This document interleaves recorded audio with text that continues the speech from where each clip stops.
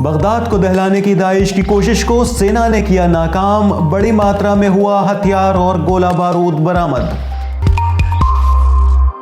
Iraq में आतंकवादी गुट दाइश ने एक बार फिर इराक को दहलाने की कोशिश की, जिसे समय रहते सेना ने विफल बना दिया। यंग जर्नलिस्ट क्लब की रिपोर्ट के अनुसार तकफीरी आतंकवादी गुट दाइश की आतंकवादी कार्यवाही को विफल बनाते हुए इराक के स्वयंसेवी बल हशदुश-शाबी ने पिछले 48 घंटे के दौरान बगदाद के दक्षिणी क्षेत्रों में दाइश के हथियारों से भरे हुए 3 खुफिया गोदामों का पता लगाया। इराकी स्वयंसेवी बल हशदुश-शाबी ने बयान में कहा है कि राजधानी बगदाद को भारी तबाही से बचा लिया गया और दाइश इन हथियारों से राजधानी बगदाद सहित देश के अन्य क्षेत्रों में बड़ी कार्रवाई करने का इरादा रखता था। वर्ष 2017 में इराकी जवानों ने आतंकवादी गुट दाइश को हरा दिया था, लेकिन इराक के अलग अलग इलाकों में बचे खुचे इस आतंकवादी गुट के कुछ तत्व अभी भी सक्रिय हैं और आतंकवादी कार्रवाइयां अंजाम देते रहते हैं।